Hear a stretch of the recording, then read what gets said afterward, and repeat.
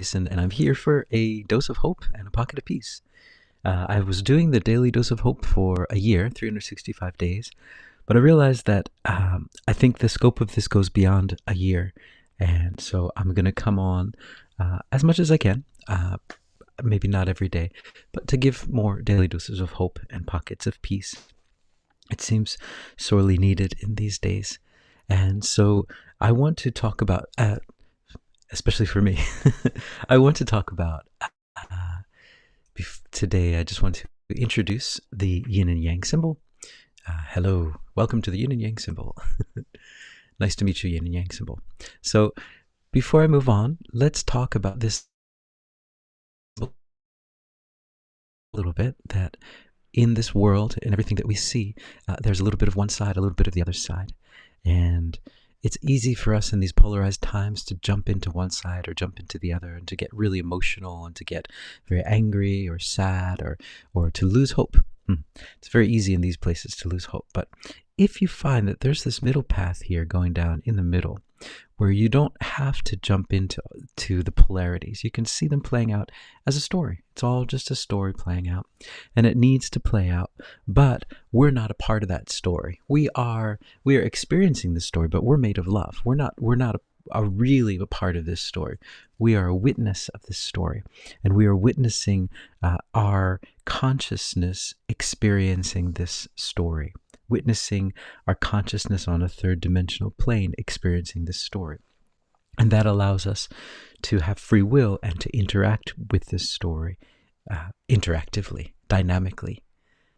But we are not this story. We are a connection with God. We are love, energy. And so reminding yourself that while you're walking down that path is very helpful. I'm seeing all of these things play out. If I were a part of this world, it might be kind of shocking, but I'm not. I'm not here. I'm not really here in that sense. And this is not escapism by any means. This is an acknowledgement of who you really are. It doesn't mean running away from everything, all the problems that you see. It just means trying to understand the stories as they play out. And today what I'd like to bring through is the idea that in order to get into this middle path, it's really important, and I speak for myself as well, to become clear in your life. Where do you stand? Where are you? And are you truly in a sovereign place? And I think this is a very important thing to come to. And this is how we come to the place where we have the most power in ourselves.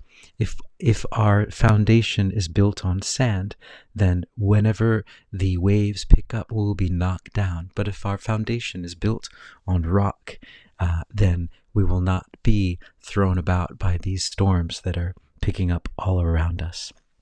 I wanted to share that. And so today what I'd like to do, I'm going to share a little bit about some artificial intelligence stuff, and a little bit about projection, a little bit about dreams.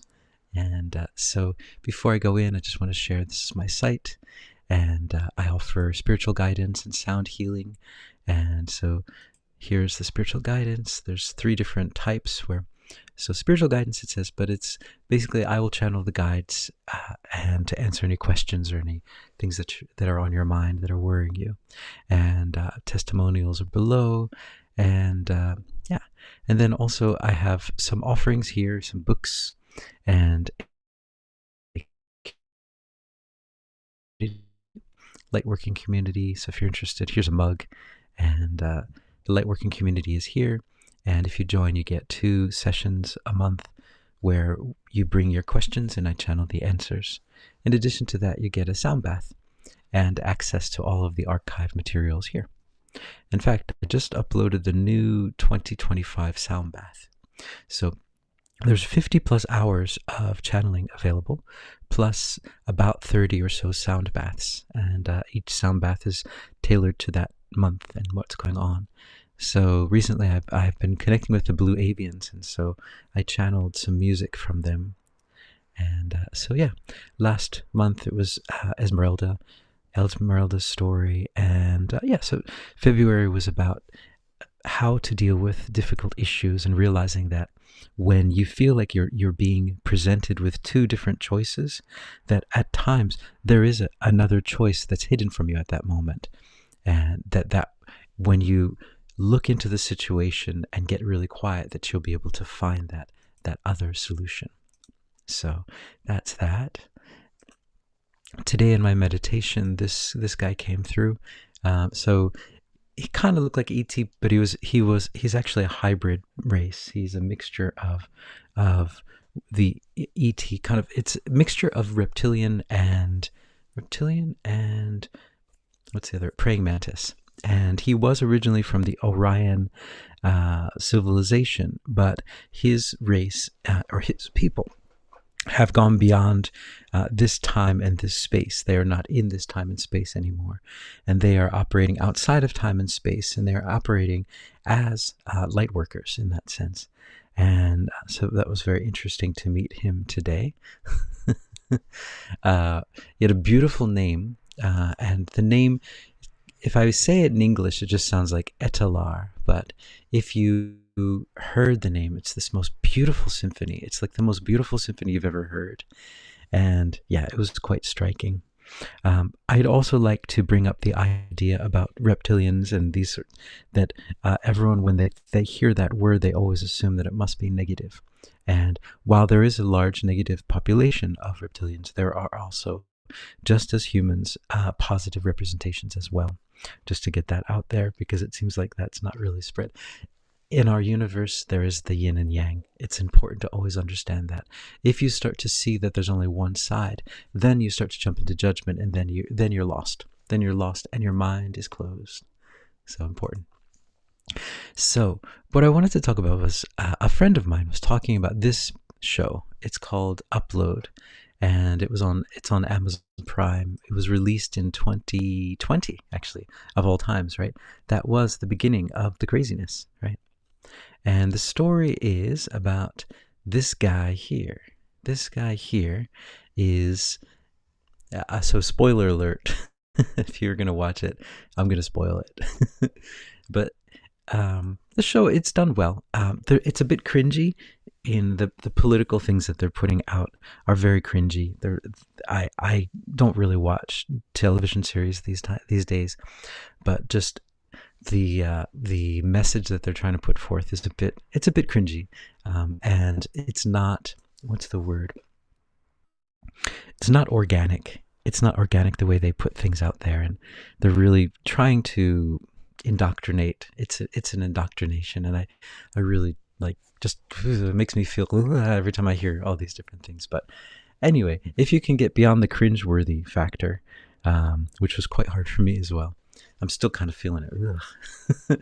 But this guy is, so he's relatively rich and up and coming, and he's a programmer, and he gets into an accident. So he has a self-driving car. Self-driving cars in the show, they never get into accidents, so it's really suspicious.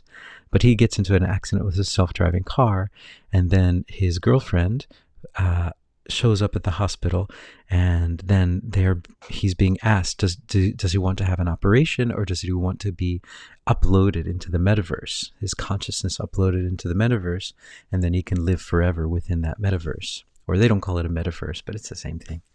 And a computer generated matrix. And so he doesn't know what to do. Of course, he's in pain, and his girlfriend is saying, no, you should go to the metaverse. And so he just decides to sign up, and he signs up with her password, which means that when he goes into this metaverse, that anything he wants to purchase, he has to ask her for, So anyway, the story is, I think you can imagine, I haven't seen the whole thing, but I kind of imagine that the daughter, or sorry, not the daughter, but the girlfriend, she's this daughter of a really, really rich and influential person who hasn't been released yet. But I'm just kind of, I can see where this show is going. And this is definitely a spoiler alert. If you're interested in watching it, please. Yeah, but this is only my imagination of what it is. But from just the first few episodes, I assume that she is related to the man that creates these matrix systems, and that he was about to create a free version of this system. And so she set him up and trapped him within the metaverse, in the sense that he cannot do anything. He needs her permission for everything. And so anyway, so that's the story. It's pretty interesting. It's pretty well done, but without the cringe stuff. I mean, I think if they just didn't have to kind of indoctrinate people, it would have been a little bit more interesting. And that's the civilization that we live in right now, unfortunately. But yeah, so this idea though, it happened in 2020, and I thought that was very interesting. Like, right, that was the beginning of this craziness. That was the beginning of this disclosure process that sped up so quickly from that time on. And so, and it also reminded me though of the where is it?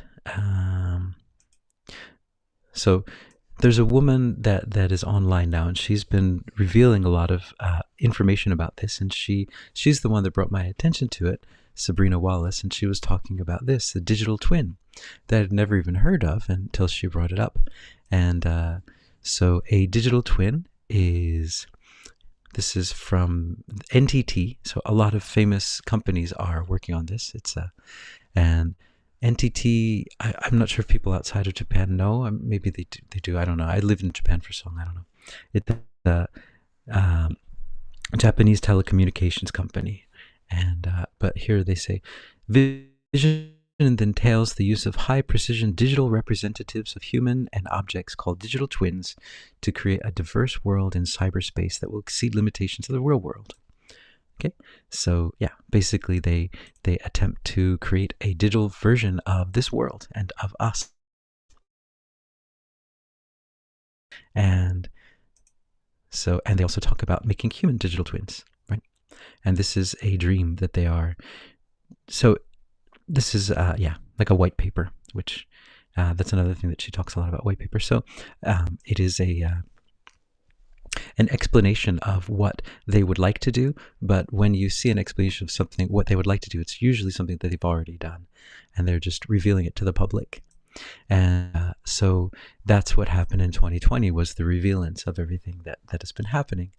There was also this movie called Vanilla Sky, where a man was cryogenetically frozen, and he was living within this lucid dream or matrix something. It's kind of a similar idea. But I wanted to share that. The reason is because I wanted to share that this is an idea that's happening in our world. I mean, we live in a projected world from our own subconscious, not our subconscious, but we live in a projected world from our own internal world. Everything that we see is a projection of what is going on inside of us.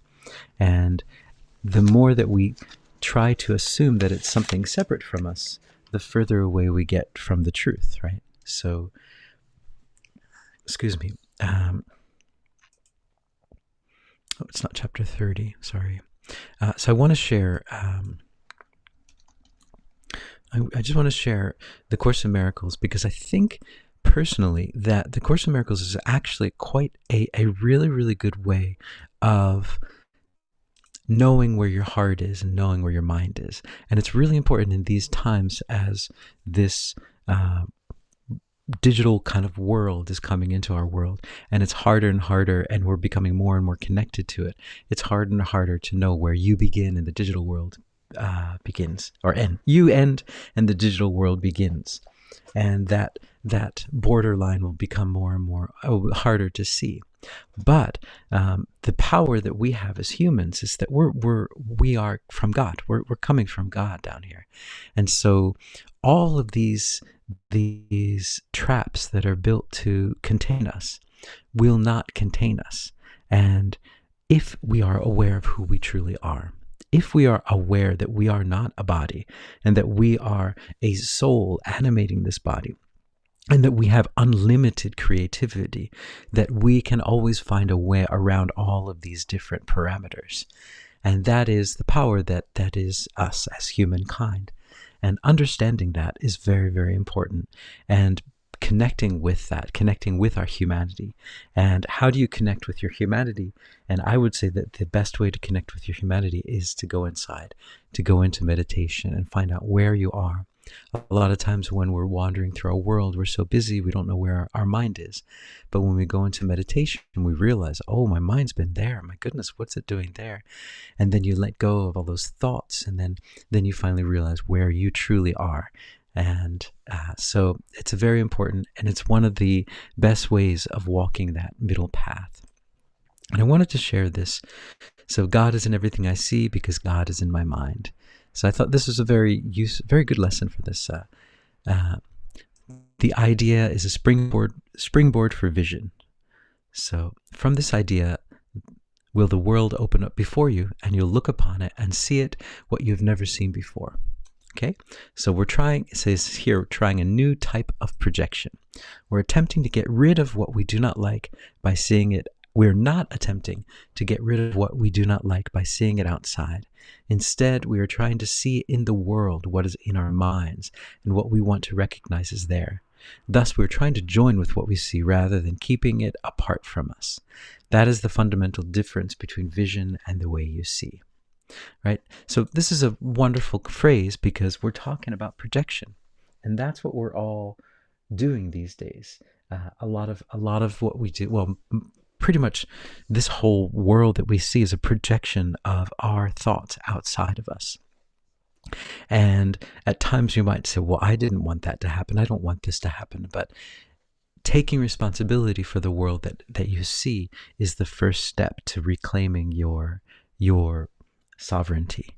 So understanding that the situation that you're in is a situation that you've created, and you are projecting it out. The world that you see has already happened in the past, and you're just seeing, this is just the visual representation of what has already happened within your mental body, your emotional body.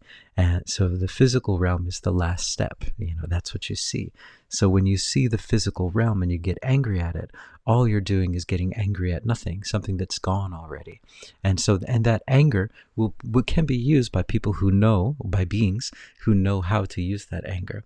And that anger will go towards all of the wars and all the famine and all the sadness and everything that you don't want to see in the world. That's why this is such an important thing to do, especially in this time.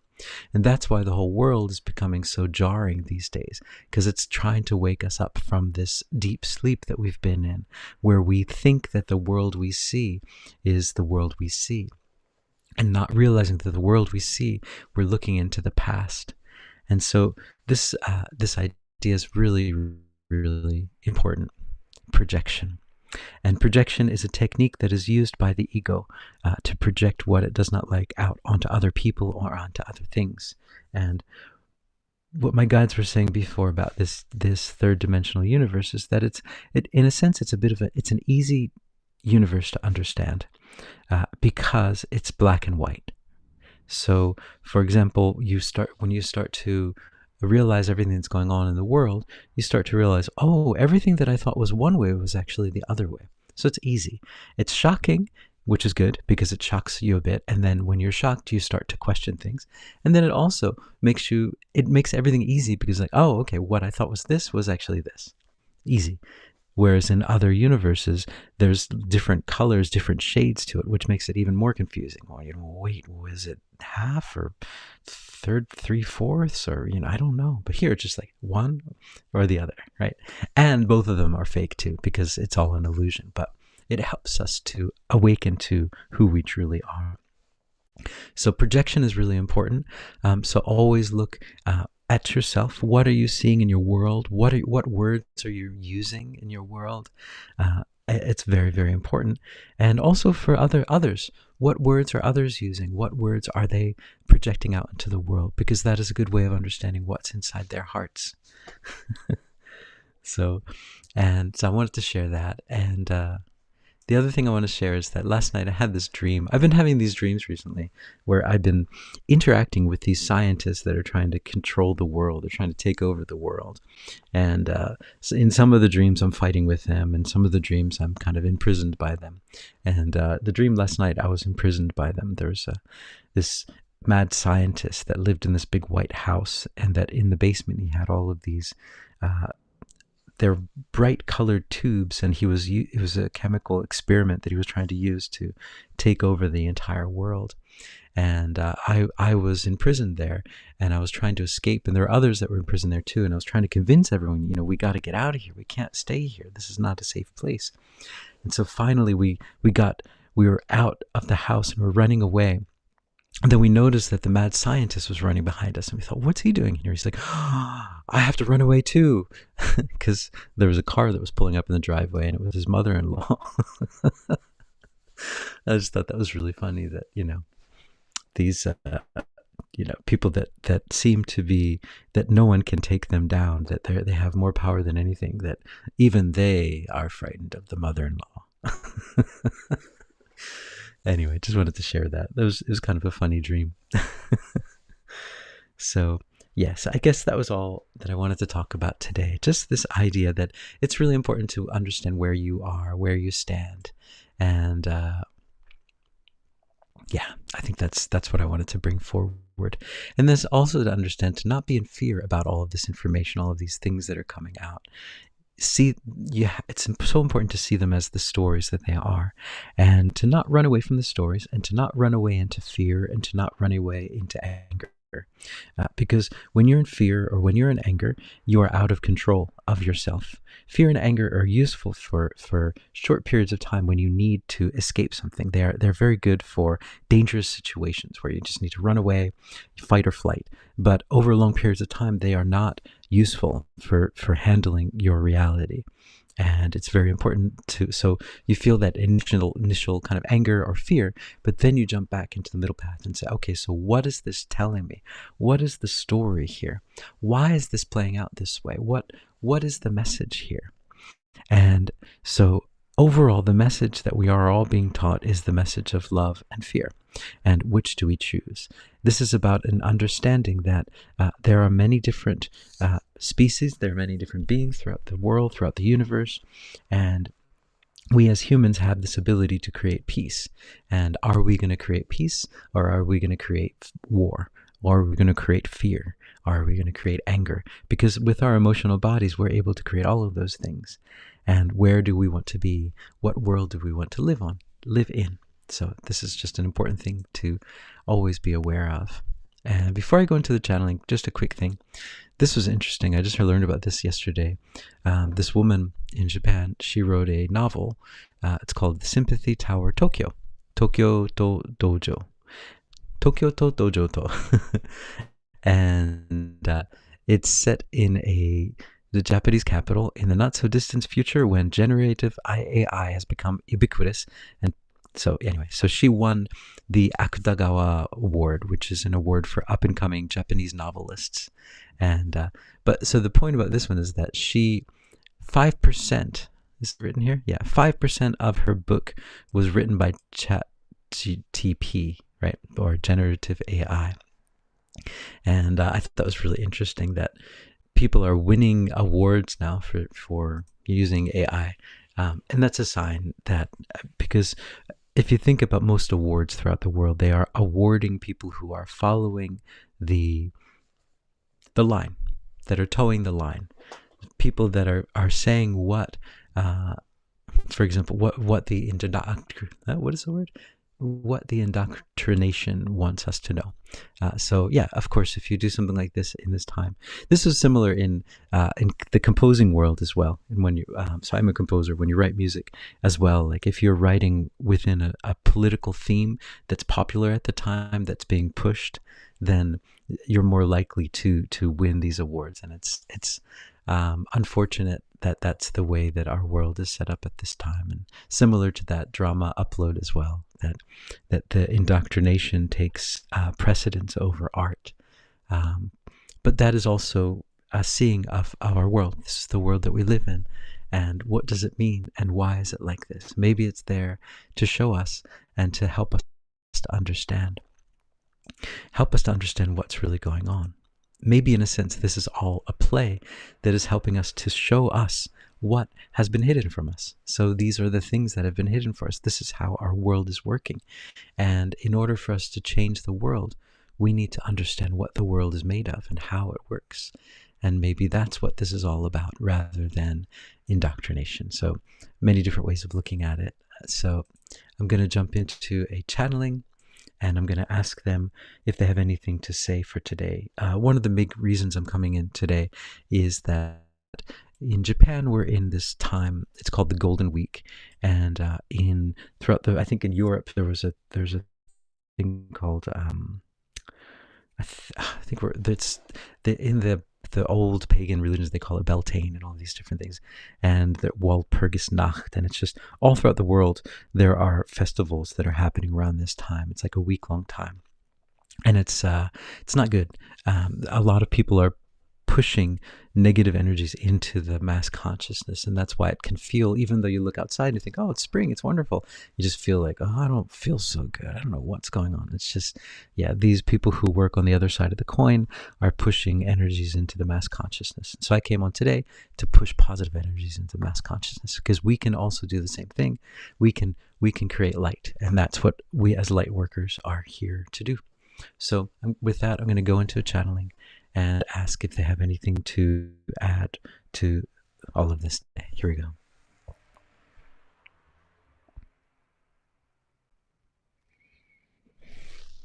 Greetings. We are that one that you know of as Yeshua, and we're here, and we're here, and we're here. And we see you, we see all of you, we see you going throughout your day, we see you in your ups and your downs, and we understand all of the things that you're going through. We understand we've been through similar things in our incarnations on this planet. We understand what it feels like to lose hope. We understand what it feels like to feel joy, to feel sadness, to feel anger. We understand all of these things because we have also experienced them as well.